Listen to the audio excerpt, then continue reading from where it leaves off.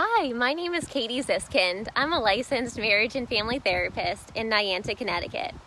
In today's video, I wanted to talk with you all about LGBTQ support. So this means that I am educated, open, and affirming to youth, teenagers, and adults who are in the LGBT community. First, let's start off by explaining what that is.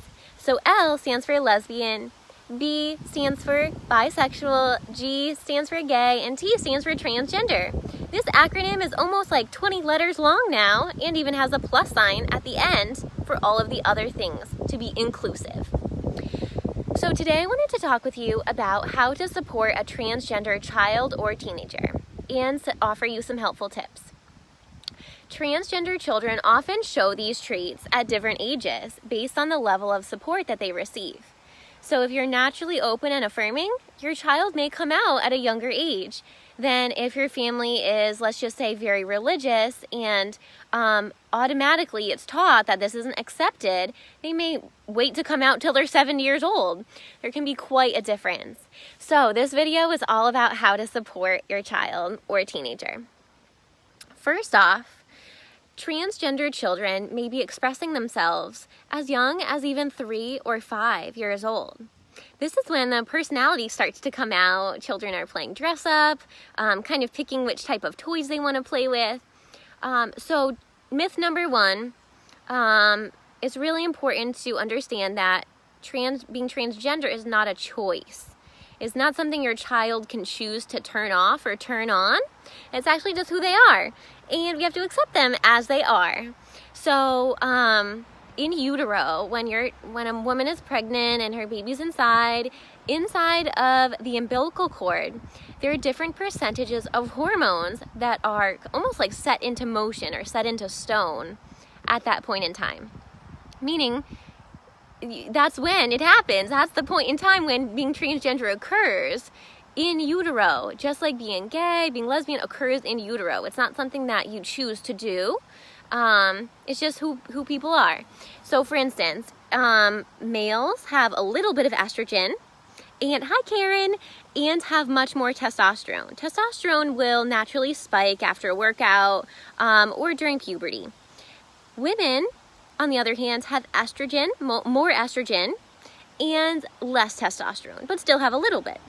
Someone who's transgender has a little bit of a mix-up here.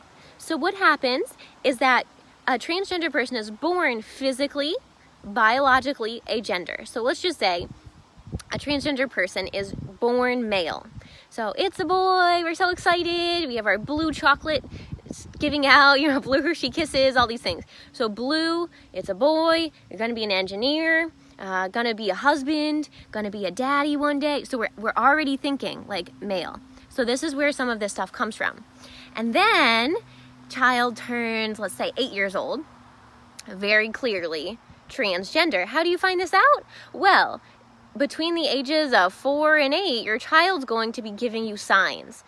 If you try to cut their hair to be a short boy haircut, child might start crying saying, I'm a girl, right? You're gonna be getting signs. If you go shopping at Kohl's, Walmart, Target, Nordstrom, your child will naturally walk into the female section. It just will naturally happen. They'll be trying on shoes, they'll be putting on their cute feather pink boas. If you as a mother are doing your makeup, your child will naturally want to wear makeup too. Will play dress up, will pretend they're a princess. And you'll just naturally see this like inclination, like a magnet, like they're just drawn to it. And transgender girls are like that. And then we have transgender boys. There's a little bit in the woods there, maybe a deer.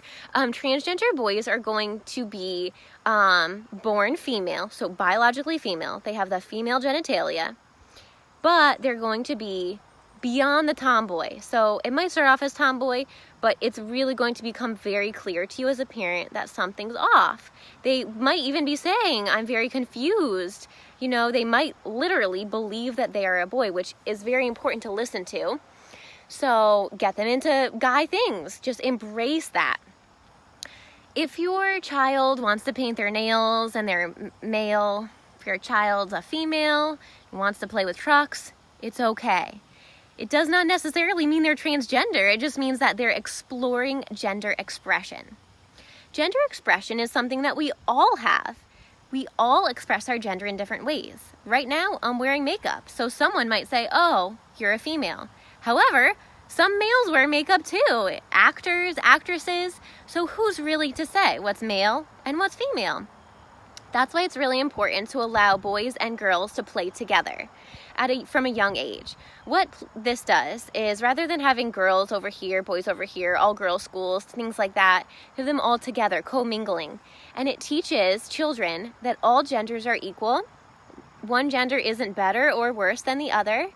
And it also teaches that both genders can take on the similar qualities. Like a woman could be a CEO and be a leader.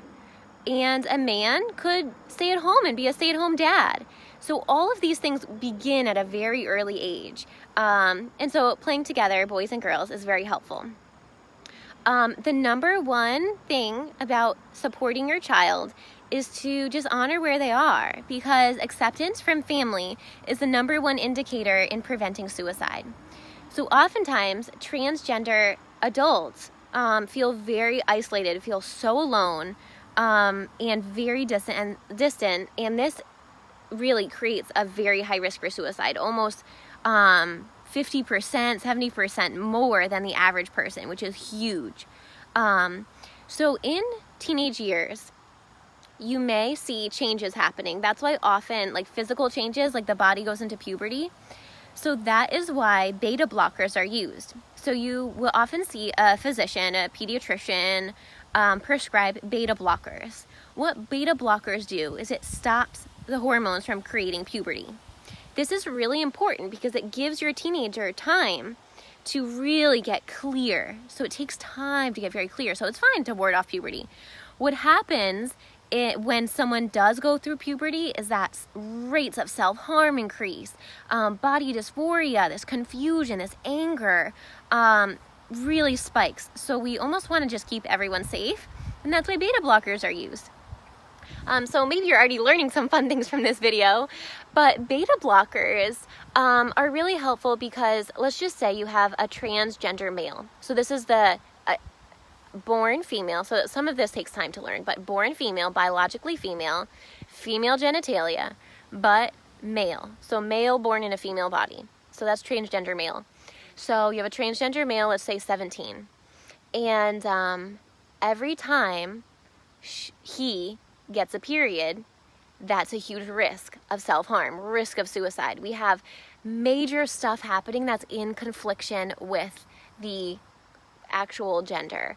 So it's really important just to kind of prevent that stuff from happening. See a doctor that's LGBTQ friendly, that's educated, that knows kind of how to handle these things, that can advocate too. Another great thing to do is to provide, say you have a child any age from preschool up to 18, enrolled in school somehow. Every year, schedule a session with the teachers, middle school teachers, high school teachers, maybe even do a school auditorium presentation. You come in, just like a parent would come in and say, yeah, my child's allergic to peanuts. If anyone has peanuts in this room, they're going to have an allergy. So no one's allowed to have peanuts. You have to have sunflower seed butter, right? That's normal. That's considered really important. So you're advocating for your child. This is the same thing you do when you have a child who's transgender. You go in, you say, hey, my child's transgender. This is what it means. It prevents bullying. It invites education on the topic. And it also teaches the teachers how to use the correct verbiage and language. So if you have a child that is a transgender female who's chosen the pronouns she, her, hers, and likes to be called beautiful, really owns this feminine quality, it's really important all of her teachers call her the same name that she chooses. So using she, her in class when calling on her, speaking about her, and picking her, say she chooses her name from, let's say Sam was her biological name, is now Sarah. So all the teachers have Sarah on their roster as Sarah. It's really important to get that across the board because one teacher calling her the wrong thing could create a trigger, out her, all of these things. So it's really, really important just to have a little bit of communication with the teachers in the beginning, let them know what's going on, talk with your school guidance counselor, and hand out some LGBTQ flyers or get people aware of what's going on, because who knows, there might be like 5 other people in the school in the closet, maybe gay, maybe bisexual, in that LGBT community, and they can share their stories and now have a voice and feel safe and feel accepted, like they belong in the world. You're trying to create every environment in which where your child is accepting. The last thing I wanted to talk about today is co-parenting. So even if you have an adult child, a young adult, oftentimes I see cutoffs happen. So like parents, grandparents, maybe of a different generation who were raised in the 60s, kind of Catholic, Christian, have been told that this is a choice, which it is not a choice, and are not actually educated. They kind of are out of school, they're just doing their daily grind, so they're not actually getting new, fresh education on this topic. So oftentimes you may see a parent or a grandparent not accept a transgender child or a teenager, or even an adult child in their 40s, So when it's very difficult for a child or a teenager to have one home, say parents are divorced, one home that's accepting and affirming, where they can be themselves, where they can just be transgender, they can be called the name they want to be called, their pronouns are honored, they might be able to grow their hair out or cut their hair, whatever, really express themselves. And then you have this other house where, let's just say one parent, maybe even other relatives are like, no, that's not who you are. Like, mask has to go on, the child has to hold all this in, they're shamed for who they are, there's guilt there for being themselves, there's so much, and that's what perpetuates self-harm and suicidal thoughts. So I just wanted to say that even if you're a teacher, if you're a paraprofessional, anyone, you come in contact with an adult who's transgender, just say, hey, you're awesome. Like, I accept you as you are. I believe in you. I care about you. Those are really important things to say. And you can have conversations about where beauty comes from and how we all love different types of people. And so it's really important to do your part. It could just be simply wearing a little like rainbow lapel pin, or having like a little beaded pin, a brooch on your blazer that's rainbow.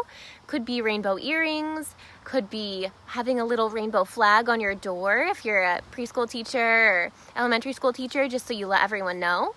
You could have a sign that says, all are welcome here, and have a rainbow beneath it. Like, they're very simple things that you can do to make a positive impact in the LGBTQ community. And remember that you play a huge role in this world, and you're very important to this world. You have so many gifts to offer. So we want to be open and accepting to the LGBTQ community. If you know any children, teenagers, young adults, or parents who are struggling, send them my way. Parents can have a hard time with this. I mean, it's not easy. There's a huge grief process. So, you have a boy, it's a beautiful boy, and then 7 years old, you're like, wait, what? And so there is a grief process for parents. So parents, it's normal to feel angry, to feel sad, to feel like a loss. You're like, oh, wait, okay, now I have to reset my brain and, think about this and get used to the names and the verbiage. So it's really helpful to have parents in their own therapy for all that stuff that comes up for them, and how to co-parent and how to work with these crazy family members that may not really get it. OutCT.com is a great resource. They have tons of free workshops, some on the weekends, parent support groups for parents of trans children. So really get involved in your community. It can make a huge difference just by being in an inspirational group. I'm Katie Ziskind, practice owner of Wisdom Within Counseling. I'm a licensed marriage and family therapist, and I love my job so much. I don't know if you can tell. I love helping kids, adolescents, teenagers, young adults, parents, grandparents feel confident in their abilities, work through difficult situations, and I integrate art, yoga, music therapy, and even walk and talk sessions. So what is walk and talk therapy?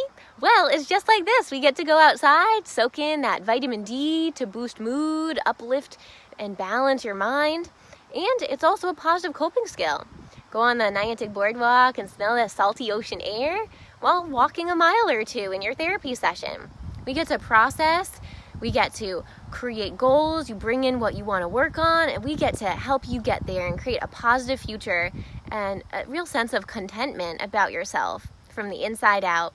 I would love to get connected with you and anyone that you know who's struggling. My website is wisdomwithinct.com. Feel free to send me a text message if you have any questions or if you're looking to put something on the calendar just for you. Because sometimes we're caretakers and we give to relationships, we make sure everyone else's needs are met, we put everyone else before ourselves, spouses, children. This is all about you and getting your needs met and helping you feel good about yourself. My phone number is 860-451-9364. I hope you have a wonderful day and know that I'm here for you anytime.